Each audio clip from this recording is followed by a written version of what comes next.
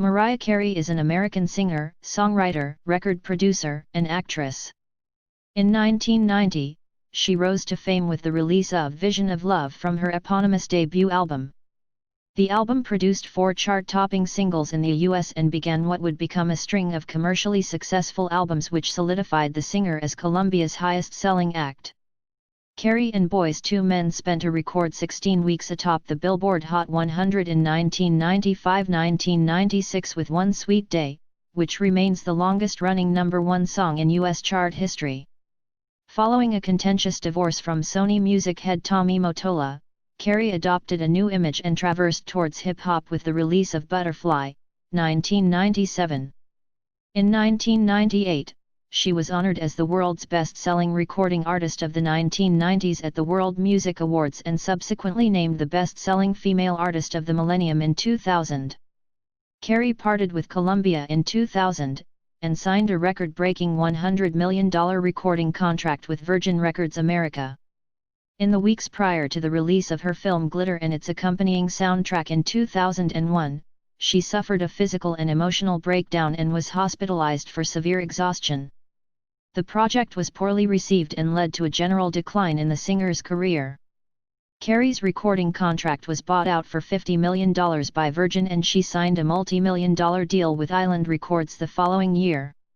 After a relatively unsuccessful period, she returned to the top of music charts with The Emancipation of Mimi, 2005. The album became the best-selling album in the US and the second bestseller worldwide in 2005 and produced We Belong Together, which became her most successful single of the 2000s, and was later named Song of the Decade by Billboard.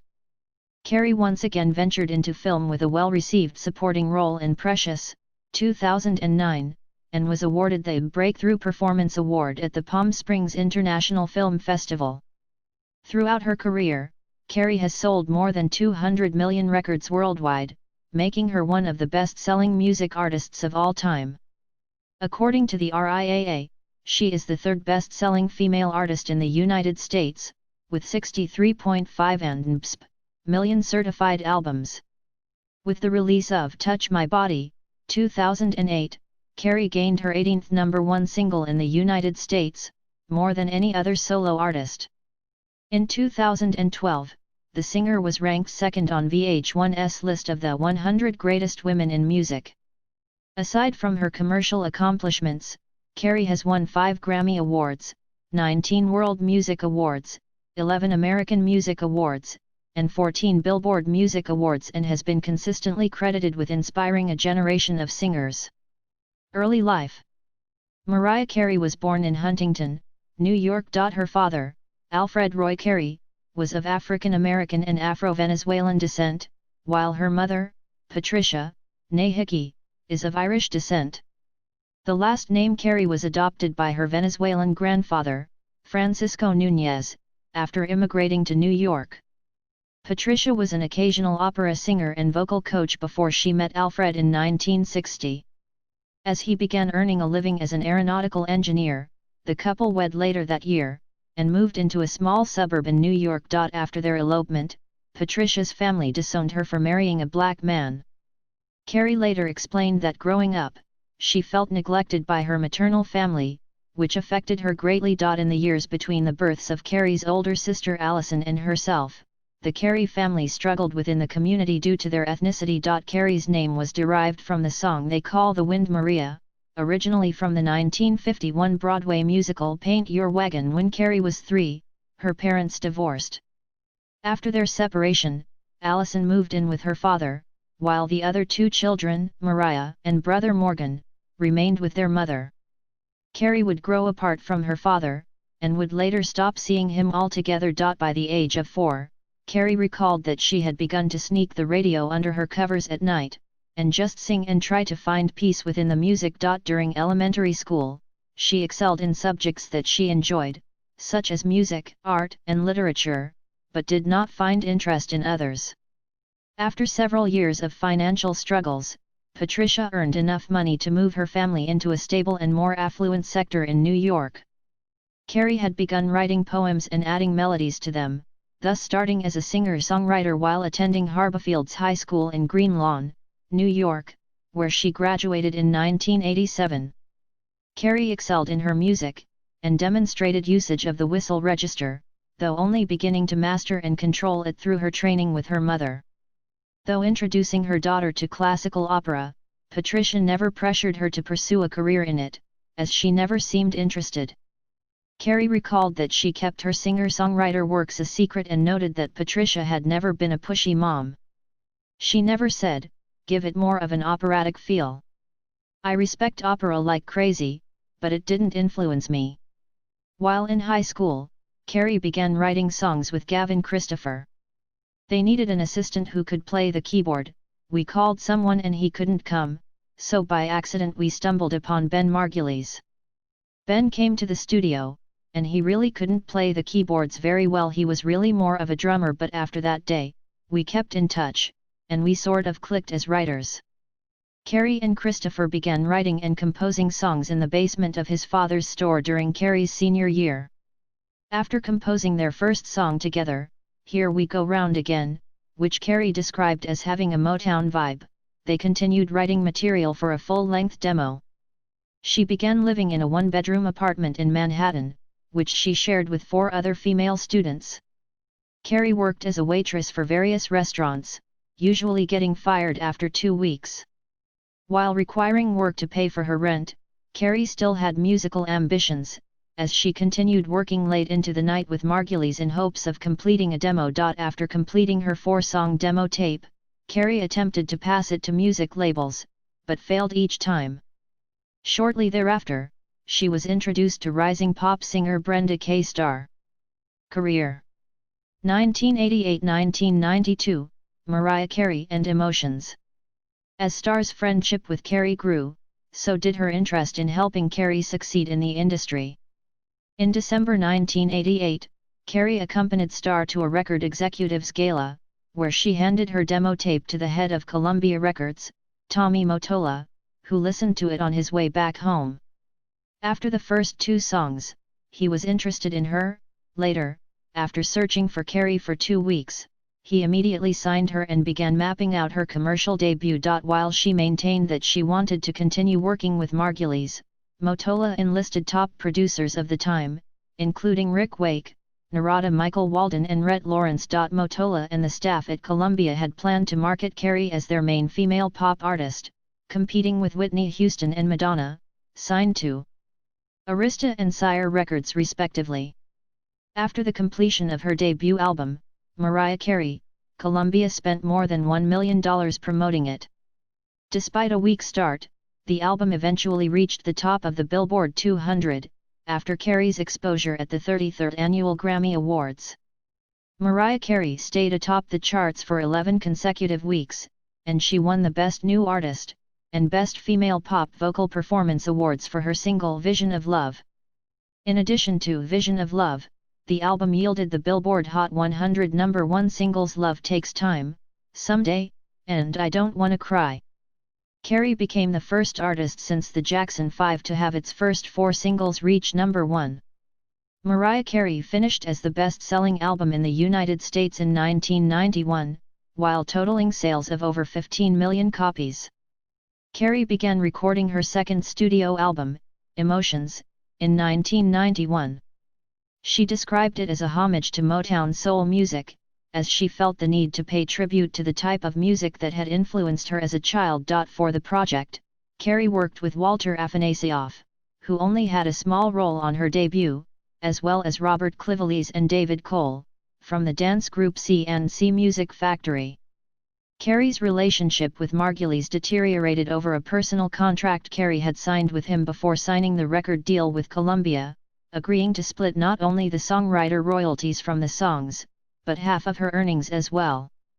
However, when the time came to write music for Emotions, Sony officials made it clear he would only be paid the fair amount given to CO writers on an album. Margulies later filed a lawsuit against Sony, which ultimately led to their parting of ways. Emotions was released on September 17, 1991, and was accepted by critics as a more mature album than its predecessor. While praised for Carey's improved songwriter, production, and new sound, the album was criticized for its material, thought weaker than that of her debut. Though the album managed sales of over 8 million copies globally, Emotions failed to reach the commercial and critical heights of its predecessor. As after the release of her debut, critics again questioned whether Carey would embark on a world tour to promote her material. Although Carey explained that stage fright and the style of her songs made a tour very daunting, speculation grew that Carey was a studio worm, and that she was incapable of producing the perfect pitch and 5-octave vocal range for which she was known. In hopes of putting to rest any claims of her being a manufactured artist, Carey and Walter Afanasieff decided to book an appearance on MTV Unplugged, a television program aired by MTV. The show presented name artists unplugged or stripped of studio equipment. While Carey favored her more soulful and powerful songs, it was decided that her most popular content would be included. Days before the show's taping, Carey and Afanasieff thought of adding a cover version of an older song, in order to provide something different and unexpected. They chose I'll Be There, a song made popular by the Jackson 5 in 1970. On March 16, 1992, Carey recorded a 7-piece setlist at Kaufman Astoria Studios in Queens, New York. The review was met with critical acclaim, leading to it being aired more than 3 times as often as an average episode would. The success tempted Sony officials to market it. Sony decided to release it as an EP, priced low because it was short.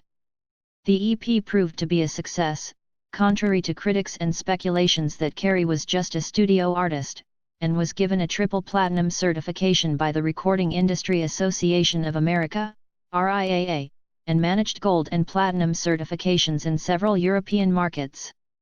1993–1996, Music Box and Daydream. During early 1993, Carey began working on her third studio album, Music Box. After Emotions failed to achieve the commercial heights of her debut album, Carey and Columbia came to the agreement that the next album would contain a more pop-influenced sound, in order to appeal to a wider audience. During Carey's writing sessions, she began working mostly with Afanasieff, with whom she co-wrote and produced most of Music Box. On August 31, Music Box was released around the world, debuting at number 1 on the Billboard 200.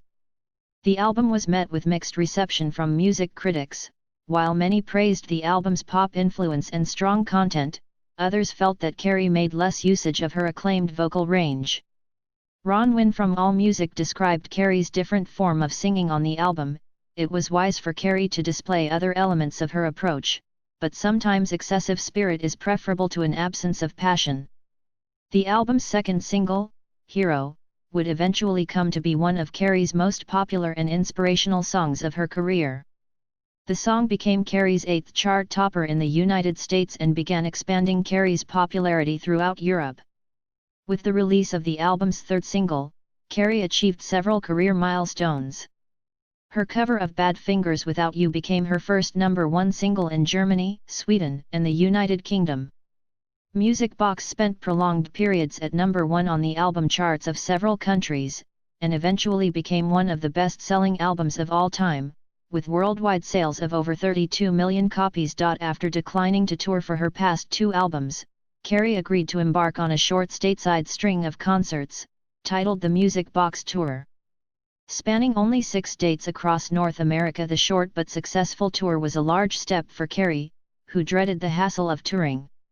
Following Music Box, Carey took a relatively large period of time away from the public eye, and began working on an unknown project throughout 1994. In October 1994, Billboard announced that Carey would release a holiday album later that year. That 1994, Carey recorded a duet with Luther Vandross, a cover of Lionel Richie and Diana Ross's Endless Love. Carey's album Merry Christmas was released on November 1, 1994, on the same day that the album's first single, All I Want for Christmas Is You, was released. The album eventually became the best-selling Christmas album of all time, with global sales reaching over 15 million copies. Additionally, All I Want for Christmas Is You was critically lauded, and is considered one of the few worthy modern additions to the holiday canon. Rolling Stone described it as a holiday standard, and ranked it 4th on its greatest rock and roll Christmas songs list. Commercially, it became the best-selling holiday ringtone of all time, and the best-selling single by a non-Asian artist in Japan, selling over 2.1 million units, both ringtone and digital download. By the end of the holiday season of 1994, Carey and Afanasieff had already begun writing material for her next studio album, which would be released late the following year. Released on October 3, 1995, Daydream combined the pop sensibilities of Music Box with downbeat R&B and hip-hop influences. The album's second single, One Sweet Day, was inspired by the death of David Cole. The song remained atop the Hot 100 for a record-holding 16 weeks, and became the longest-running #1 song in history. Daydream became her biggest-selling album in the United States, and became her second album to be certified diamond by the RIAA, following Music Box. The album again was the best-seller by an international artist in Japan, shipping over 2.2 million copies, and eventually reaching global sales of over 25 million units. Critically, the album was heralded as Carey's best to date.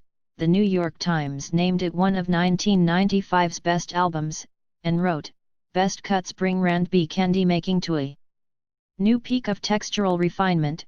Carey's songwriter has taken a leap forward and become more relaxed, sexier and less reliant on thudding clichés."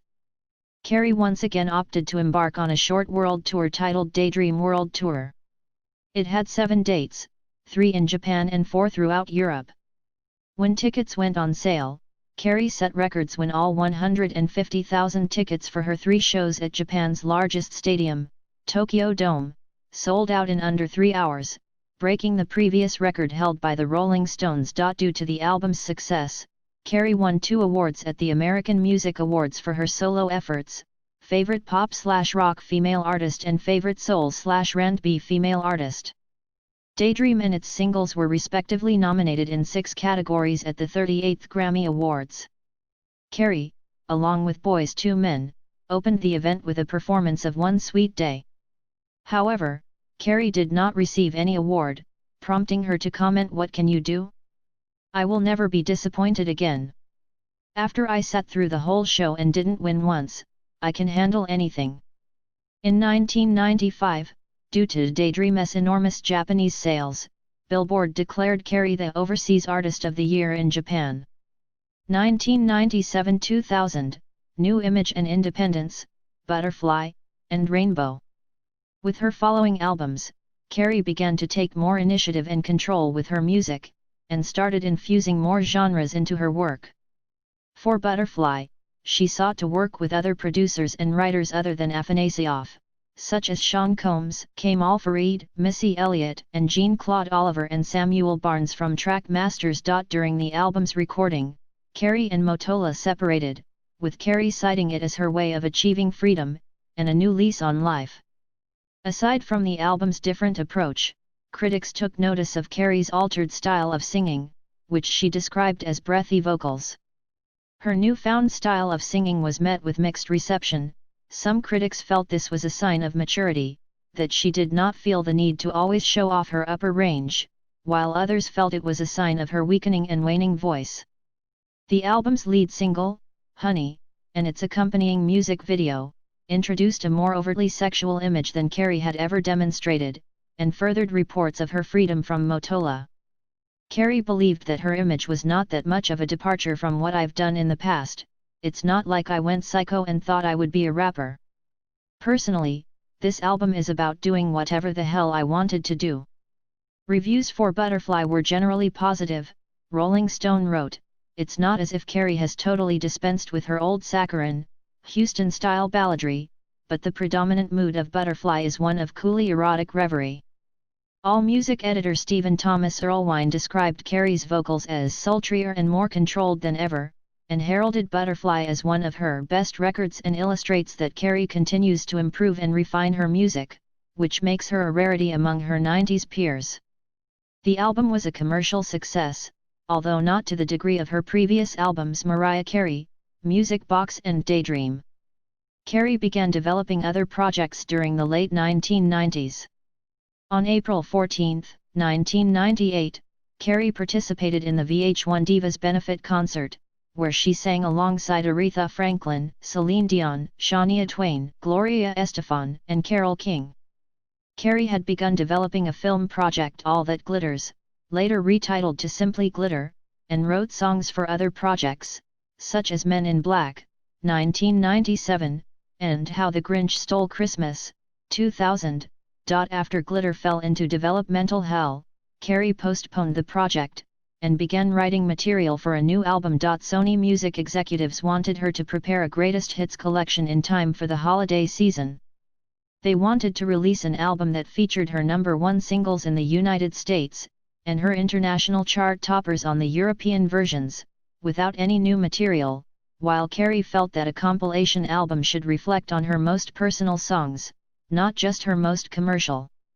The album, titled #1's 1998, featured a duet with Whitney Houston, When You Believe, which was included on the soundtrack for The Prince of Egypt, 1998. #1's became a phenomenon in Japan, selling over 1 million copies in its opening week, making Carey as the only international artist to accomplish this feat. It sold over 3.25 million copies in Japan after only the first 3 months, and holds the record as the best-selling album by a non-Asian artist. During the spring of 1999, Carey began working on the final album per her record contract with Sony. But due to the pressure and the awkward relationship Carey had developed with Sony, she completed the album in a period of 3 months in the summer of 1999, quicker than any of her other albums. Titled Rainbow, 1999, the album found Carey once again working with a new array of music producers and songwriters, such as Jay-Z and DJ Clue. Carey also wrote 2 ballads with David Foster and Diane Warren, whom she used to replace Afanasy. Rainbow was released on November 2, 1999, to the highest first-week sales of her career at the time, however debuting at #2 on the Billboard 200. In the meantime, Carey's troubled relationship with Columbia grew, as they halted promotion after the album's first 2 singles. They felt Rainbow didn't have any strong single to be released, whereas Carey wanted to release a ballad. This led to a very public feud, as Carey began posting messages on her website, telling fans inside information on the dispute, as well as instructing them to request Can't Take That Away, Mariah's theme, on radio stations. The song was ultimately released, but Carey found out that the song had only been given a very limited and low promotion release, which made it commercially non-viable. Critical reception of Rainbow was generally enthusiastic, with the Sunday Herald saying that the album sees her impressively tottering between soul ballads and collaborations with R&B heavyweights like Snoop Doggy Dogg and Usher. It's a polished collection of pop soul. Though a commercial success, Rainbow became Carey's lowest-selling album to that point in her career. 2001-2004, Personal and Professional Struggles, Glitter, and Charm Bracelet. After she received Billboard's Artist of the Decade Award and the World Music Award for Best-Selling Female Artist of the Millennium, Carey parted from Columbia and signed a $100 million 5-album recording contract with Virgin Records America, EMI Records, in April 2001. Carey was given full conceptual and creative control over the project. She opted to record an album partly mixed with 1980s-influenced disco and other similar genres, in order to go hand-in-hand with the film's setting. She often stated that Columbia had regarded her as a commodity, with her separation from Mottola exacerbating her relations with label executives. Just a few months later, in July 2001, it was widely reported that Carey had suffered a physical and emotional breakdown. She had left messages on her website that complained of being overworked, and her 3-year relationship with the singer Luis Miguel ended. In an interview the following year, she said, "I was with people who didn't really know me and I had no personal assistant. I'd do interviews all day long and get 2 hours of sleep a night, if that." Due to the pressure from the media, her heavy work schedule and the split from Miguel, Carey began posting a series of disturbing messages on her official website, and displayed erratic behavior on several live promotional outings. On July 19, 2001, Carey made a surprise appearance on the MTV program Total Request Live, TRL. As the show's host Carson Daly began taping following a commercial break, Carey came out pushing an ice cream cart while wearing a large men's shirt, and began a striptease, in which she shed her shirt to reveal a tight yellow and green ensemble. While she later revealed that Daly was aware of her presence in the building prior to her appearance, Carey's appearance on TRL garnered strong media attention. Only days later, Carey began posting irregular voice notes and messages on her official website. "I'm trying to understand things in life right now, and so I really don't feel that I should be doing music right now. What I'd like to do is just to take a little break, or at least get one night of sleep without someone popping up about a video. All I really want is to just be me, and that's what I should have done in the first place. I don't say this much, but guess what? I don't take care of myself." Following the quick removal of the messages, Berger commented that Carey had been obviously exhausted and not thinking clearly when she posted the letters. On July 26, she was suddenly hospitalized, citing extreme exhaustion and a physical and emotional breakdown. Carey was inducted at an undisclosed hospital in Connecticut, and remained hospitalized and under doctor's care for 2 weeks, followed by an extended absence from the public. Following the heavy media coverage surrounding Carey's publicized breakdown and hospitalization, Virgin Records America and 20th Century Fox delayed the release of both Glitter, as well as its soundtrack of the same name. When discussing the project's weak commercial reaction, Carey blamed both her frame of mind during the time of its release, its postponement, as well as the soundtrack having been released on September 11. Critics panned Glitter, as well as its accompanying soundtrack. Both were unsuccessful commercially. The accompanying soundtrack album, Glitter, became Carey's lowest-selling album to that point. The St. Louis Post-Dispatch dismissed it as an absolute mess that'll go down as an annoying blemish on a career that, while not always critically heralded, was at least nearly consistently successful. Following the negative cloud that was enveloping Carey's personal life at the time, as well as the project's poor reception, her $100 million 5-album record deal with Virgin Records America, EMI Records, was bought out for $50 million. Soon after, Carey flew to Capri, Italy for a period of 5 months, in which she began writing material for her new album, stemming from all the personal experiences she had endured throughout the past year. Carey later said that her time at Virgin was a complete and total stress fest. "I made a total snap decision which was based on money, and I never make decisions based on money. I learned a big lesson from that." Later that year, she signed a contract with Island Records, valued at more than $24 million, and launched the record label Monarchy. To add further to Carey's emotional burdens, her father, with whom she had little contact since childhood, died of cancer that year. In 2002, Carey was cast in the independent film, Wise Girls, alongside Myra Sorvino and Melora Walters, who co-starred as waitresses at a mobster-operated restaurant. It premiered at the Sundance Film Festival, and received generally negative critical response, though Carey's portrayal of the character was praised. Roger Friedman of Fox News referred to her as a Thelma Ritter for the new millennium, and wrote, "Her line delivery is sharp and she manages to get the right laughs." Later that year, Carey performed the American national anthem to rave reviews at the Super Bowl XXXVI at the Louisiana Superdome in New Orleans, Louisiana. Towards the end of 2002, Carey released her next studio album Charm Bracelet, which she said marked a new lease on life for her. Though released in the wake of Glitter and Carey's return to the music scene, sales of Charm Bracelet were moderate and the quality of Carey's vocals came under criticism. Joan Anderson from the Boston Globe declared the album the worst of her career, and revealed a voice that is no longer capable of either gravity-defying gymnastics or soft coos, while AllMusic editor Stephen Thomas Erlewine expressed similar sentiments and wrote, "What is a greater problem is that Mariah's voice is shot, sounding in tatters throughout the record. She can no longer coo or softly croon, nor can she perform her trademark gravity-defying vocal runs." In April 2003, Carey announced she would be touring later in the year. The Charm Bracelet World Tour, an intimate evening with Mariah Carey, spanned North America and East Asia over 3 months, generally playing in smaller venues rather than arenas. Throughout the United States, the shows were done in theaters, and something more Broadway influenced, it's much more intimate, so you'll feel like you had an experience.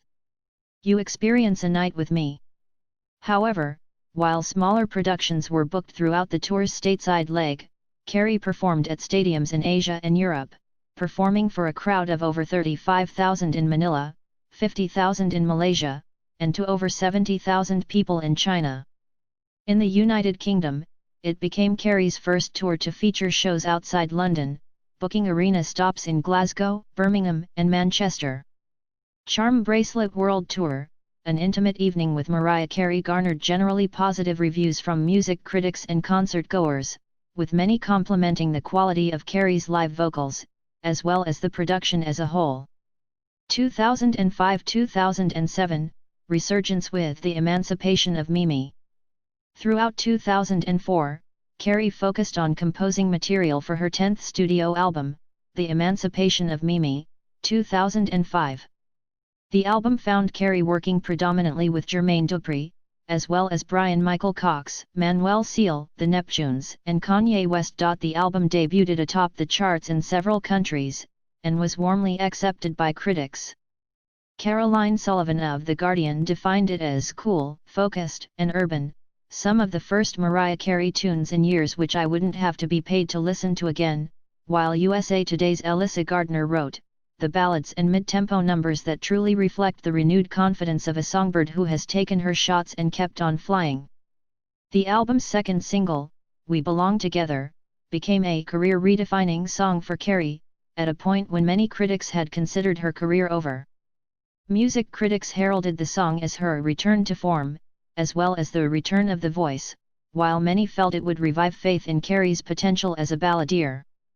We Belong Together broke several records in the United States and became Carey's 16th chart topper on the Billboard Hot 100. After staying at number 1 for 14 non-consecutive weeks, the song became the second longest-running number 1 song in U.S. chart history, behind Carey's 1996 collaboration with Boyz II Men, One Sweet Day. Billboard listed it as the song of the decade and the 9th most popular song of all time. Besides its chart success, the song broke several airplay records, and according to Nielsen BDS, gathered both the largest one-day and one-week audiences in history.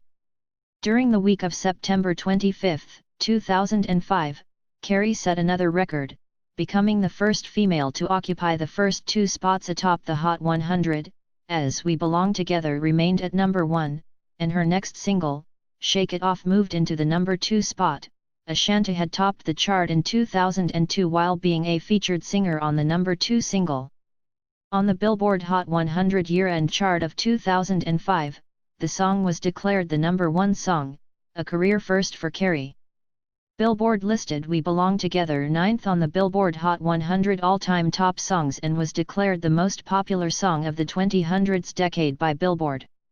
The album earned 10 Grammy Award nominations in 2006-07, 8 in 2006 for the original release, the most received by Carey in a single year, and 2 in 2007 for the Ultra Platinum edition, from which Don't Forget About Us became her 17th number 1 hit. In 2006 Carey won Best Contemporary R&B Album for The Emancipation of Mimi, as well as Best Female R&B Vocal Performance and Best R&B Song for We Belong Together. The Emancipation of Mimi was the best-selling album in the United States in 2005, with nearly 5 million units sold. It was the first album by a solo female artist to become the year's best-selling album since Alanis Morissette's Jagged Little Pill in 1996.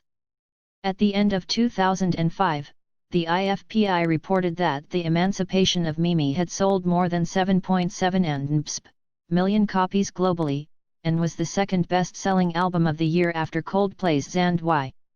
It was the best-selling album worldwide by a solo and female artist. To date, The Emancipation of Mimi has sold over 12 million copies worldwide. At the 48th Grammy Awards, Carey performed a medley of We Belong Together and Fly Like a Bird. In support of the album, Carey embarked on her first headlining tour in 3 years, named The Adventures of Mimi, The Voice, The Hits, the tour after a Carey-centric fan's music diary. The tour spanned 40 stops, with 32 in the United States and Canada, 2 in Africa, and 6 in Japan. It received warm reaction from music critics and concert-goers, many of which celebrated the quality of Carey's live vocals, as well as the show as a whole. Carey played to about 60,000 fans in the 2 shows in Tunis. The Adventures of Mimi DVD was released in November 2007 internationally and December 2007 in the US. 2008-2009, E=MC Superscript 2 Memoirs of an Imperfect Angel, and Precious. By spring 2007, Carey had begun to work on her 11th studio album, E=MC Superscript 2 in a private villa in Anguilla. Although E=MC Superscript 2 was well received by most critics, some of them criticized it for being very similar to the formula used on The Emancipation of Mimi. 2 weeks before the album's release, Touch My Body, the record's lead single, reached the top position on the Billboard Hot 100, becoming Carey's 18th number 1 and making her the solo artist with the most number 1 singles in United States history, pushing her past Elvis Presley into second place according to the magazine's revised methodology. Carey is second only to the Beatles, who have 20 number 1 singles. Additionally, it gave Carey her 79th week atop the Hot 100, tying her with Presley as the artist with the most weeks at number 1 in the Billboard chart history. E=MC Superscript 2 debuted at number 1 on the Billboard 200 with 463,000 copies sold, the biggest opening week sales of her career. In 2008, Carey also played an aspiring singer named Crystal in Tennessee and had a cameo appearance in Adam Sandler's film You Don't Mess with the Zohan, playing herself. Since the album's release, Carey had planned to embark on an extensive tour in support of E=MC Superscript 2. However, the tour was suddenly cancelled in early December 2008. Carey later stated that she had been pregnant during that time period, and suffered a miscarriage, hence she cancelled the tour. On January 20, 2009, Carey performed Hero at the neighborhood inaugural ball after Barack Obama was sworn as the first African American president of the United States. On July 7, 2009, Carey alongside Trey Lawrence performed her version of the Jackson 5 song I'll Be There at the memorial service for Michael Jackson. In 2009, she appeared as a social worker in Precious, the movie adaptation of the 1996 novel Push by Sapphire. The film garnered mostly positive reviews from critics, also for Carey's performance. Variety described her acting as pitch perfect. In January 2010, Carey won the Breakthrough Actress Performance Award for her role in Precious at the Palm Springs International Film Festival. On September 25, 2009, Carey's 12th studio album, Memoirs of an Imperfect Angel, was released. Reception for the album was mostly mixed.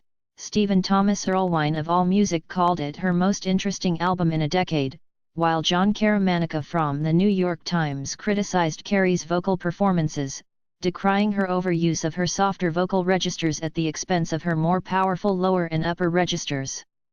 Commercially, the album debuted at number 3 on the Billboard 200, and became the lowest-selling studio album of her career. The album's lead single, Obsessed, debuted at number 11 and peaked at number 7 on the chart, and became Carey's 27th US top 10 hit, tying her with Elton John and Janet Jackson as the 5th most top 10 hits. The album's follow-up single, a cover of Foreigner's I Want to Know What Love Is, managed to break airplay records in Brazil. The song spent 27 weeks atop the Brazil Hot 100 airplay, making it the longest-running song in the chart's history. On December 31, 2009, Carey embarked her 7th concert tour, Angel's Advocate Tour, which visited the United States and Canada and ended on September 26, 2010. A planned remix album of Memoirs of an Imperfect Angel, titled Angel's Advocate, was slated for a March 30, 2010 release, but was eventually cancelled. 2010-2014, Merry Christmas to You, American Idol, and Me. I Am Mariah. The Elusive Chanteuse. Following the cancellation of Angel's Advocate, it was announced that Carey would return to the studio to start work on her 13th studio album. It was later revealed that it would be her second Christmas album, and follow-up to Merry Christmas. Longtime collaborators for the project included Jermaine Dupri, Jonta Austin, Brian Michael Cox, and Randy Jackson, as well as new collaborators such as Mark Shyman. The release date for the album, titled Merry Christmas to You, was November 2, 2010.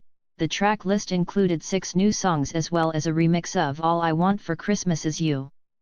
Merry Christmas to You debuted at number 4 on the Billboard 200 with sales of 56,000 copies, becoming Carey's 16th top 10 album in the United States. The album debuted at number 1 on the R&B/hip hop albums chart, making it only the second Christmas album to top this chart. In May 2010, Carey dropped out of her planned appearance in For Colored Girls, the film adaptation of the play For Colored Girls Who Have Considered Suicide When the Rainbow Is Enough, citing medical reasons. In February 2011, Carey announced that she had officially begun writing new material for her upcoming 14th studio album. Carey recorded a duet with Tony Bennett for his Duets 2 album, titled When Do the Bells Ring for Me. In October 2011, Carey announced that she re-recorded All I Want for Christmas Is You with Justin Bieber as a duet for his Christmas album, Under the Mistletoe. In November 2011, Carey was included in the remix to the mixtape single Warning by Uncle Murda. The remix also features 50 Cent and Young Jeezy. That same month, Carey released a duet with John Legend titled When Christmas Comes, originally part of Merry Christmas to You. On March 1, 2012, Carey performed at New York City's Gotham Hall, her first time performing since pregnancy. She also performed a 3-song set at a special fundraiser for U.S. President Barack Obama held in New York's Plaza Hotel. A new song titled Bring It On Home, which Carey wrote specifically for the event to show her support behind Obama's re-election campaign, was also performed. In August 2012, she released a stand-alone single, Triumphant, Get M, featuring American rappers Rick Ross and Meek Mill and CO written and CO produced by Carey, Jermaine Dupri, and Brian Michael Cox. Carey joined the judging panel of American Idol Season 12 as Jennifer Lopez's replacement, joining Randy Jackson, Nicki Minaj, and Keith Urban. In November 2013, she explained about hating to work at American Idol, adding, "It was like going to work every day in hell with Satan," referring to her on-set squabbles with Minaj. Carey appeared in Lee Daniels' 2013 film The Butler, about a White House butler who served 8 American presidents over the course of 3 decades. Carey made guest voice star as a redneck character on the adult animated series American Dad, on November 24, 2013. In February 2013, Carey recorded and released a song called Almost Home, for the soundtrack of the Walt Disney Studios film Mounts the Great and Powerful. The video was directed by photographer David LaChapelle. News started coming around about the singer's 14th studio album. Some of the people who Carey worked with on the album included DJ Clue, Randy Jackson, Q-Tip, R. Kelly, David Morales, Loris Holland, Stevie J, James Fauntleroy II, Ray Angry, Afanasieff, Dupri, Brian Michael Cox, James Big Jim Wright, Hitboy, The Dream, Da Brat, and Rodney Jerkins. Carey told Billboard, "It's about making sure I have tons of good music, because at the end of the day that's the most important thing. There are a lot more raw ballads than people might expect, there are also up-tempo and signature-type songs that represent my different facets as an artist." The lead single, Beautiful featuring singer Miguel, was released on May 6, 2013, and peaked at number 15 on the Hot 100. Carey taped a performance of Beautiful along with a medley of her greatest hits on May 15, 2013, the taping aired on the American Idol finale the following day. On October 14, 2013, Carey announced that the album's former title track has been chosen as the second single. It premiered via Facebook on November 11, 2013. During a Q&A session following the song's release, Carey gave an update about the album, stating, now I've been inspired to add 2 more songs, so we're almost there. I can't even express this properly, but I feel like this is gonna be my favorite album. Following another song release, You're Mine, Eternal, it was announced that The Art of Letting Go would no longer be the title of the album. After the final name was announced, Me. I Am Mariah. The elusive Chanteuse was released on May 27, 2014. In October 2014, Carey announced All I Want for Christmas Is You, a night of joy and festivity, an annual residency show at the Beacon Theatre in New York City. The first leg included 6 shows, running from December 15, 2014. Carey announced the second leg in October 2015. The second leg ran for 8 shows during December 818, 2015. 2015 present, Residency Show, A Christmas Melody, and Mariah's World. On January 15, 2015, Carey announced her number 1 to Infinity residency show at the Coliseum at Caesars Palace in Las Vegas. On January 30, it was announced that Carey had left Universal Music Group's Def Jam Recordings to reunite with L.A. Reid and Sony Music via Epic Records.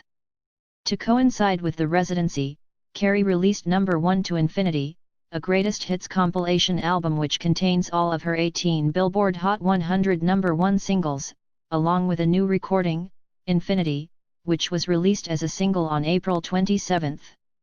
In December 2015, Carey starred as PDA Queen Bee Melissa in her directorial debut for the Hallmark Channel, a Christmas movie titled A Christmas Melody. It was seen by 3.94 million viewers upon release. That month, she also announced the Sweet Sweet Fantasy Tour that consisted of 25 dates beginning in March 2016, marking the first time the singer has toured in Europe in 13 years. On March 15, 2016, Carey announced that she is filming Mariah's World, a docu-series for the E! Network documenting her Sweet Sweet Fantasy European tour and her wedding planning process. Carey told the New York Times, "I thought it would be a good opportunity to kind of, show my personality and who I am, even though I feel like my real fans have an idea of who I am. A lot of people have misperceptions about this and that." The series premiered on December 4, 2016. On October 5, 2016, Carey guest-starred on the musical drama Empire, as a superstar singer named Kitty and sung the song Infamous featuring Jussie Smollett. On December 5, 2016, Carey participated in the VH1 Divas, Holiday, Unsolent Night benefit concert, alongside Vanessa Williams, Chaka Khan, Patti LaBelle, and Tiana Taylor. On December 31, 2016, Carey's performance on Dick Clark's New Year's Rockin' Eve in Times Square suffered technical difficulties with Carey's in-ear monitors, resulting in what the New York Times referred to as a performance train wreck. Without in-ear auditory feedback, Carey was unable to hear the music and stopped singing while the vocals kept playing, suggesting that she was lip-syncing.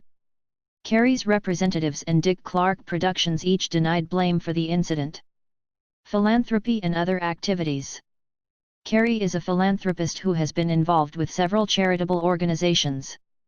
She became associated with the Fresh Air Fund in the early 1990s, and is the co-founder of a camp located in Fishkill, New York, that enables inner-city youth to embrace the arts and introduces them to career opportunities. The camp was called Camp Mariah for her generous support and dedication to fresh air children, and she received a Congressional Horizon Award for her youth-related charity work. Carey also donated royalties from her hits Hero and One Sweet Day to charities.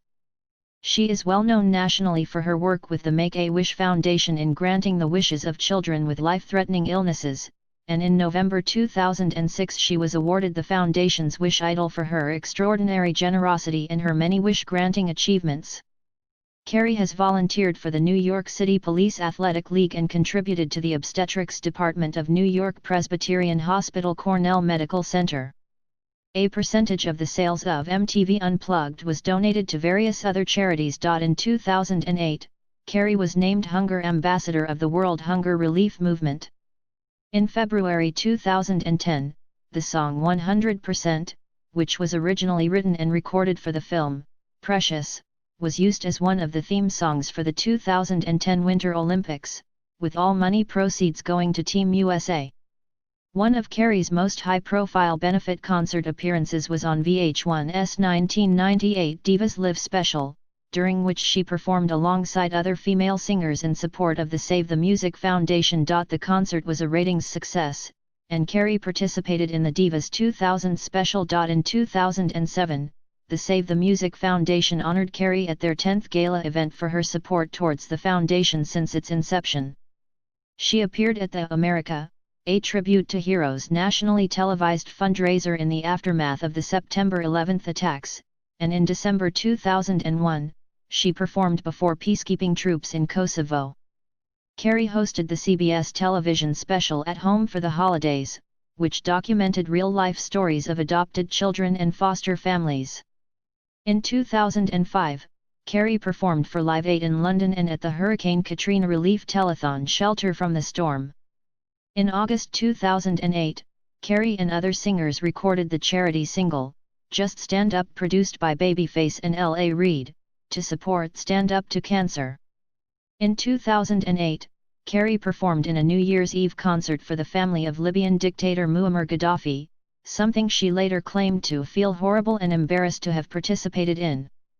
In March 2011, Carey's representative Cindy Berger stated that royalties for the song Save the Day, which was written for her 14th studio album, will be donated to charities that create awareness to human rights issues to make amends for the Gaddafi error. Berger also said that Mariah has and continues to donate her time, money, and countless hours of personal service to many organizations both here and abroad. Declining offers to appear in commercials in the United States during her early career, Carey was not involved in brand marketing initiatives until 2006, when she participated in endorsements for Intel Centrino personal computers and launched a jewelry and accessories line for teenagers, glamorized, in American Claire's and icing stores. During this period, as part of a partnership with Pepsi and Motorola, Carey recorded and promoted a series of exclusive ringtones, including Time of Your Life. She signed a licensing deal with the cosmetics company Elizabeth Arden, and in 2007, she released her own fragrance, M. The Elizabeth Arden deal has netted her $150 million. In 2007, Forbes named her as the fifth richest woman in entertainment, with an estimated net worth of US $270 million. In November 2011, it was reported that Carey's net worth was valued at more than $500 million. On November 29, 2010, she debuted a collection on HSN, which included jewelry, shoes, and fragrances.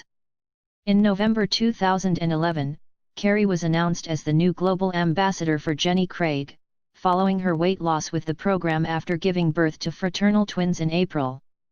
Carey said she lost on the program. In 2013, human rights activists criticized Carey for performing in a concert for Angola's father-daughter kleptocracy and accused her of accepting dictator cash. On December 5, 2016, Carey had partook in the VH1 Divas Holiday Unsolent Night benefit concert, alongside Vanessa Williams, Chaka Khan, Patti LaBelle, and Tiana Taylor. Artistry. Influences. Carey has said that from childhood she has been influenced by Billie Holiday, Sarah Vaughan, and R&B and soul musicians such as Gladys Knight and Aretha Franklin.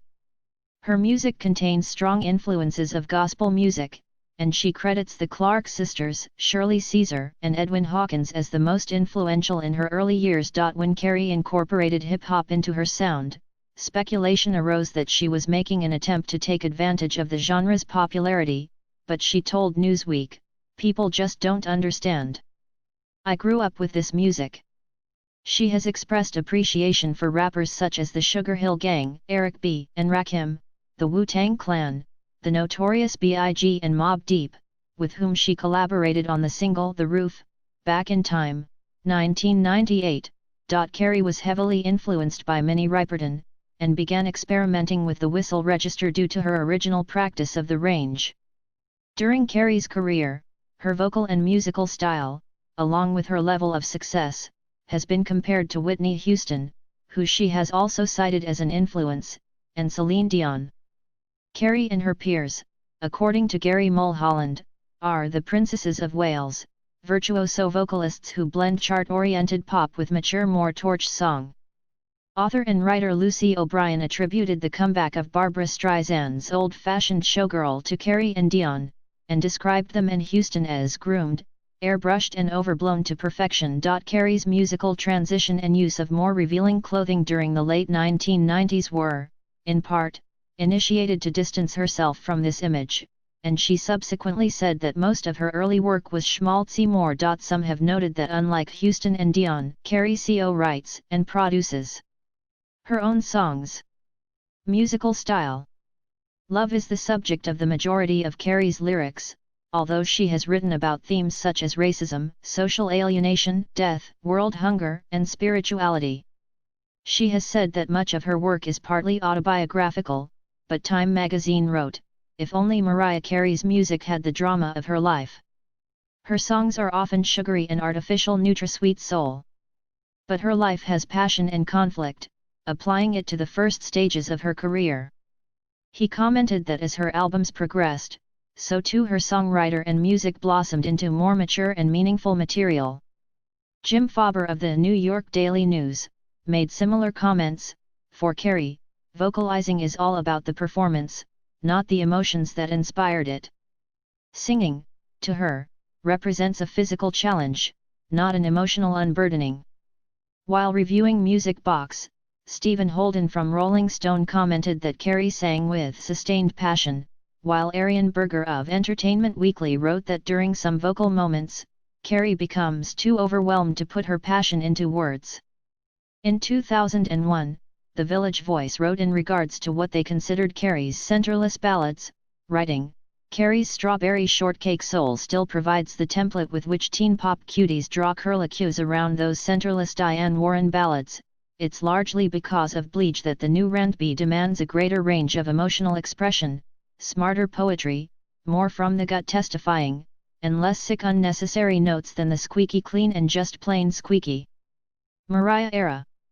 Nowadays it's the Christina Aguileras and Jessica Simpsons who awkwardly oversing, while the women with roof-raising lung power keep it in check when tune or lyric demands.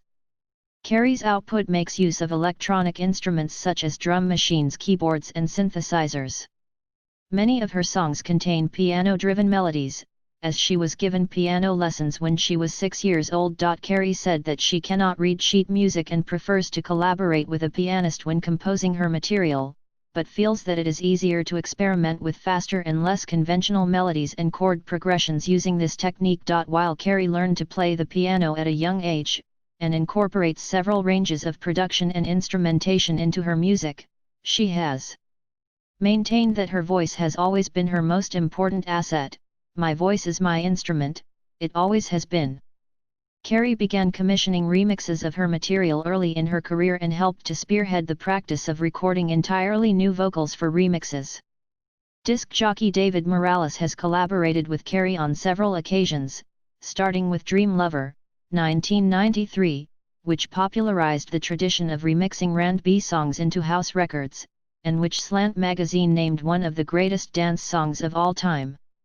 From Fantasy, 1995, onward, Carey enlisted both hip-hop and house producers to restructure her album compositions. Entertainment Weekly included 2 remixes of Fantasy on a list of Carey's greatest recordings compiled in 2005, a National Dance Music Award-winning remix produced by Morales, and a Sean Combs production featuring rapper OL Dirty Bastard. The latter has been credited with popularizing the R&B/hip-hop collaboration trend that has continued into the 2000s, through artists such as Ashanti and Beyoncé. Combs said that Carey knows the importance of mixes, so you feel like you're with an artist who appreciates your work, an artist who wants to come up with something with you. Voice and timbre. Carey possesses a 5-octave vocal range, and has the ability to reach notes beyond the 7th octave. Referred to as the Songbird Supreme by the Guinness World Records, she was ranked first in a 2003 MTV and Blender magazine countdown of the 22 greatest voices in music, as voted by fans and readers in an online poll. Carey said of the poll, "What it really means is voice of the MTV generation. Of course, it's an enormous compliment, but I don't feel that way about myself." She also placed second in Cove magazine's list of the 100 outstanding pop vocalists. Regarding her voice type, Carey said that she is an alto, though several critics have described her as a soprano. However, within contemporary forms of music, singers are classified by the style of music they sing. There is currently no authoritative voice classification system within non-classical music. Attempts have been made to adopt classical voice type terms to other forms of singing, but they are controversial, because the development of classical voice categorizations were made with the understanding that the singer would amplify his or her voice with their natural resonators, without a microphone. John Perels of The New York Times described Carey's lower register as a rich, husky alto that extends to dog whistle high notes. Additionally, towards the late 1990s, Carey began incorporating breathy vocals into her material. Tim Lavelle from the BBC News described her vocals as sultry, close to the mic breathiness, while USA Today's Alyssa Gardner wrote it's impossible to deny the impact her vocal style, a florid blend of breathy riffing and resonant belting, has had on today's young pop and R&B stars. Sasha Frere-Jones of The New Yorker adds her timbre possesses various colors, saying, "Carey's sound changes with nearly every line, mutating from a steely tone to a vibrating growl and then to a humid, breathy coo." Her wide vocal range allows Carey to take melodies from alto bottom notes to coloratura soprano upper register. Carey also possesses a whisper register. In an interview with the singer, Ron Givens of Entertainment Weekly described it this way: "First, a rippling, soulful oo comes rolling effortlessly from her throat, alto. Then, after a quick breath, she goes for the stratosphere, with a sound that nearly changes the barometric pressure in the room. In one brief swoop, she seems to squeal and roar at the same time. Her sense of pitch is admired," and John Perels adds she can linger over sensual turns, growl with playful confidence, syncopate like a scat singer, with startlingly exact pitch. Legacy. Carey's vocal style and singing ability have significantly impacted popular and contemporary music. As music critic G. Brown from the Denver Post wrote, "For better or worse, Mariah Carey's 5-octave range and melismatic style have influenced a generation of pop singers." According to Rolling Stone, her mastery of melisma, the fluttering strings of notes that decorate songs like Vision of Love, inspired the entire American Idol vocal school, For Better or Worse, and virtually every other female R&B singer since the 90s. Jody Rosen of Slate wrote of Carey's influence in modern music, calling her the most influential vocal stylist of the last 2 decades, the person who made Rococo melismatic singing. Rosen further exemplified Carey's influence by drawing parallel with American Idol, which to her, often played out as a clash of melisma-mad Mariah wannabes. And, today, nearly 20 years after Carey's debut, major labels continue to bet the farm on young stars such as the winner of Britain's X Factor show, Leona Lewis, with her Generation Next gloss on Mariah's big voice and big hair. Sean Daly of St. Petersburg Times wrote, "Depending on how you feel about public humiliation, the best/worst parts of American Idol are the audition shows, which normally break down into 3 distinct parts: 1, the talented kids, 2, the weird kids, 3, the Mariahs." Daly further commented, "The Mariahs are the hardest ones to watch, mainly because most of them think they're really good. The poor, disillusioned hopefuls plant themselves in front of judges Simon Cowell, Paula Abdul, and Randy Jackson and MSP, then proceed to stretch, break, and mutilate every note of a song, often Mariah's Hero, a tune that has ruined more throats than smokers cough." New York Magazine's editor Roger Decker said that in regarding Carey as an influential artist in music, he commented that Whitney Houston may have introduced melisma, the vocally acrobatic style of lending a word an extra syllable or 20, to the charts, but it was Mariah with her jaw-dropping range who made it into America's default sound. Decker also added that every time you turn on American Idol, you are watching her children. Despite her vocal prowess, Carey's vocal technique, particularly with the use of melisma and belting, has been subject to public scrutiny mainly because of young singers such as from talent shows have been overly imitating her singing technique, in which critics commented Mariah Carey is, without a doubt, the worst thing to happen to amateur singing since the karaoke machine. As Professor Catherine L. Meisel noted in her book, The Mediation of Identity Politics in American Idol, Carey's influence not just stops in the emulation of melisma or her singing amongst the wannabes, it's also her persona, her diva, her stardom which inspires them. A pre-fame conic look. Among the hip-hop, pop, and R&B artists who have cited Carey as an influence are Annie Ka, Ariana Grande, Britney Spears, Beyoncé, Katy Perry, Lady Gaga, Bridget Mendler, Christina Aguilera, Jessica Simpson, Rihanna, Grimes, Kelly Clarkson, Nelly Furtado, Bonnie McKee, Leona Lewis, Brandy Norwood Pink, Mary J. Blige, Melanie Fiona, Missy Elliott, Sam Smith, Hikaru Utada, Regine Velasquez, Sarah Geronimo, Charisse Jordan Sparks, Justin Bieber, and Jessica Sanchez. According to Stevie Wonder, when people talk about the great influential singers, they talk about Aretha, Whitney, and Mariah. That's a testament to her talent. Her range is that amazing. Beyoncé credits Carey's singing and her song Vision of Love as influencing her to begin practicing vocal runs as a child, as well as helping her pursue a career as a musician. Rihanna has stated that Carey is one of her major influences in Idol. Christina Aguilera said in the early stages of her career that Carey was a big influence in her singing career and one of her idols. According to Pierre Dominguez, author of Christina Aguilera, A Star Is Made, Aguilera has stated how she loved listening to Whitney Houston, but it was Carey who had the biggest influence on her vocal styling. Carey's carefully choreographed image of a grown woman struck a chord with Aguilera. Her influence on Aguilera also grew from the fact that both are of mixed heritage. Philip Brazier, editor of the Japan Times, expressed how Carey's vocal and melismatic style even influenced Asian singers. He wrote that Japanese singer Hikaru Utada sang what she heard, from the diaphragm and with her own take on the kind of melisma that became de rigueur in American pop after the ascendance of Mariah Carey. In an article titled Out with Mariah's Melisma, In with Keisha's Kick, writer David Brown of the New York Times discusses how the once ubiquitous melisma pop style suddenly lost in favor of the now ubiquitous auto-tune, in which the former was heavily popularized by the likes of Mariah Carey and Whitney Houston. Brown had commented, but beginning 2 decades ago, melisma overtook pop in a way it hadn't before. Mariah Carey's debut hit from 1990, Vision of Love, followed 2 years later by Whitney Houston's version of I Will Always Love You, set the bar insanely high for notes stretched louder, longer, and naughtier than most pop fans had ever heard.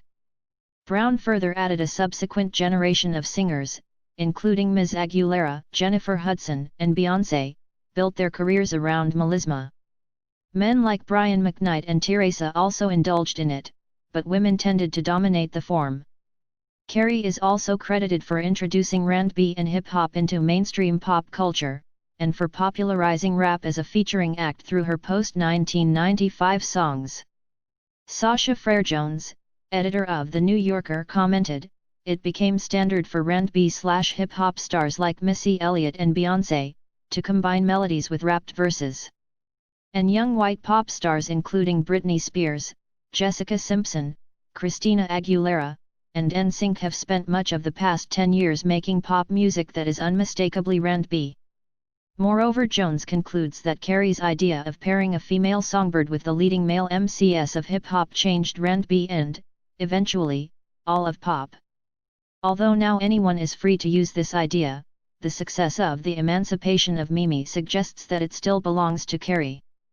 Judnik Mayerd, writer of The Fader, wrote that in regarding of R&B and hip-hop collaboration, the champion of this movement is Mariah Carey. Mayerd also expressed that to this day ODB and Mariah may still be the best and most random hip-hop collaboration of all time, citing that due to the record Fantasy, R&B and hip-hop were the best of step-siblings.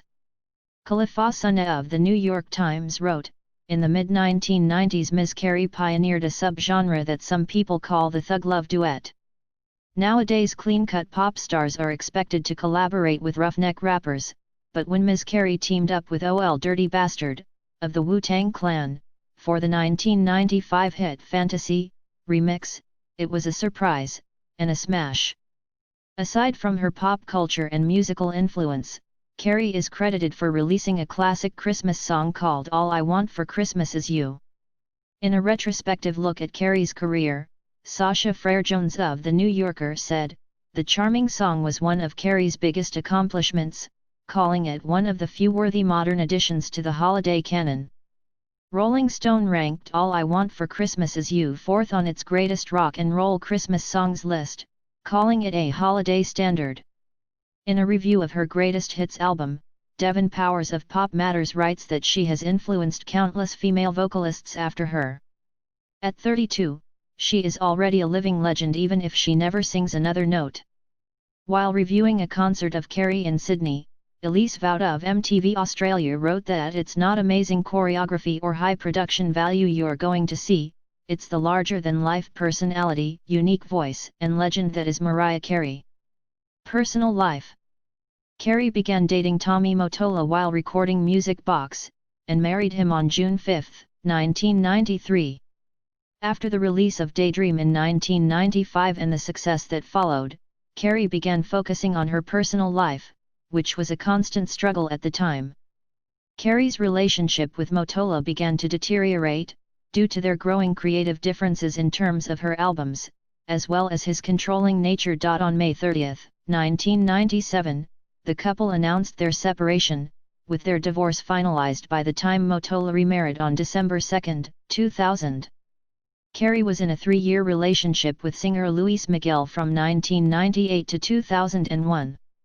Carey met actor and comedian Nick Cannon while they shot her music video for her song Bye Bye on an island off the coast of Antigua.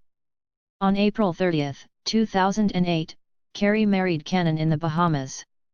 At 35 weeks into her pregnancy, she gave birth to their fraternal twins, Moroccan and Monroe, on April 30, 2011 via caesarean section. In August 2014, Cannon confirmed he and Carey had separated a few months earlier. He filed for divorce on December 12, 2014, with the divorce becoming final in 2016. On January 21, 2016, Carey and Australian billionaire James Packer announced that they were engaged. In October 2016, it was announced that the engagement had ended. According to a 1998 biography by Chris Nixon, Carey is an active Episcopalian. She stated in 2006, blog quote, "I do believe that I have been born again in a lot of ways.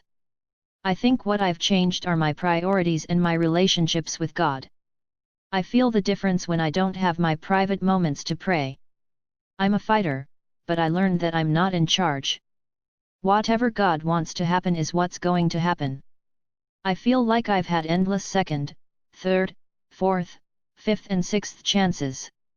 It's by the grace of God I'm still here." Block quote.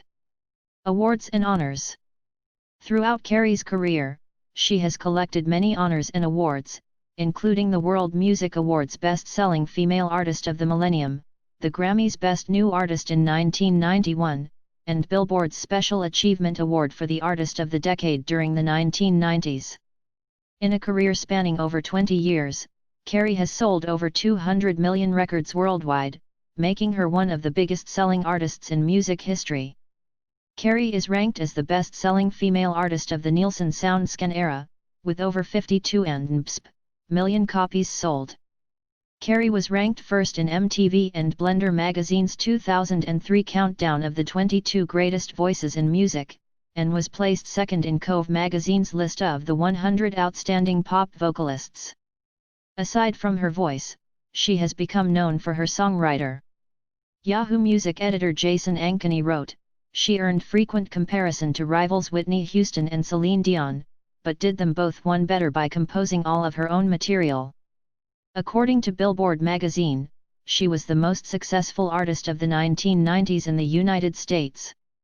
At the 2000 World Music Awards, Carey was given a Legend Award for being the best-selling female pop artist of the millennium, as well as the best-selling artist of the 90s in the United States, after releasing a series of albums of multi-platinum status in Asia and Europe, such as Music Box and Number 1's. She is also a recipient of the Chopard Diamond Award in 2003, recognizing sales of over 100 million albums worldwide. Additionally, the Recording Industry Association of America, RIAA, lists Carey as the third best-selling female artist, with shipments of over 63 million units in the US. In Japan, Carey has the top 4 highest-selling albums of all time by a non-Asian artist. Carey has spent 79 weeks at the number 1 position on Billboard Hot 100, the greatest number for any artist in US chart history. On that same chart, she has accumulated 18 number 1 singles, the most for any solo artist, and second after the Beatles. Carey has also had 3 songs debut at the top of the Hot 100 chart. In 1994, Carey released her holiday album Merry Christmas has sold over 15 million copies worldwide, and is the best-selling Christmas album of all time. T also produced the successful single All I Want for Christmas Is You, which became the only holiday song and ringtone to reach multi-platinum status in the US. In Japan, Number 1's has sold over 3,250,000 copies and is the best-selling album of all time in Japan by a non-Asian artist.